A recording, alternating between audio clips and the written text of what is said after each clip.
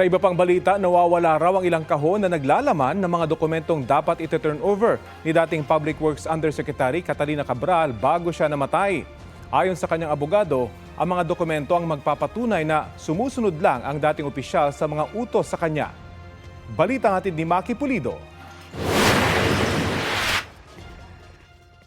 Para raw sa yumaong DPWH Undersecretary Catalina Cabral, ang mga hawak niyang dokumento na tinatawag ngayong Cabral Files, hindi ebidensya ng katiwalian, kundi ebidensya na wala siyang kinalaman sa anomalya sa flood control projects. Ayon sa kanyang abogado, ito raw ang dahilan kaya magto-turn over dapat siya ng 6 na kahong puno ng dokumento kina Attorney May de Vinagracia. Pero sabi ng kanyang abogado, hindi raw ito na turn over sa kanila at ngayon nawawala. Those documents would show na talagang she was just really following orders. Coming from Secretary Bonoan, those orders, mga instructions, directing her to vet and review certain projects if it's qualified for funding. Sa Senate Blue Ribbon Committee hearing, itinuro si Cabral ni dating DPWH Undersecretary for Operations, Roberto Bernardo, bilang mastermind ng kickback scheme sa DPWH.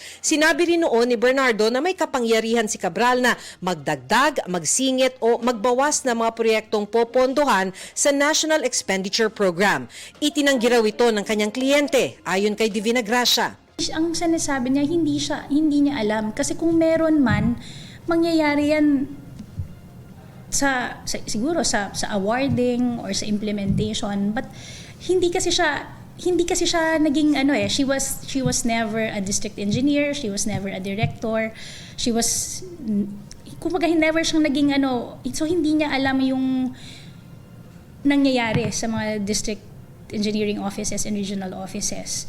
Ang merong jurisdiction dito, the person who has supervision and control over these offices are the undersecretaries for operation.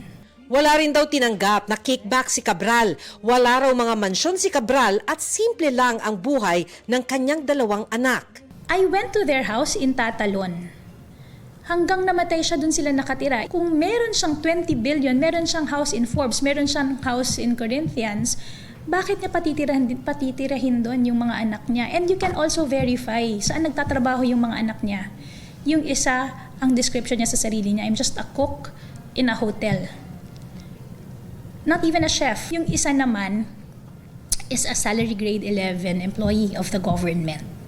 Bago siya natagpo ang patay sa ilalim ng bangin sa Benguet noong Disyembre, may mga nauna na raw ginawang tangka sa kanyang buhay si Cabral matapos siyang idawit ni Bernardo sa Senate hearing.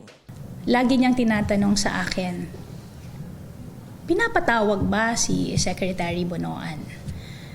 Bakit merong mga offers of immunity dun sa mga tao who already admitted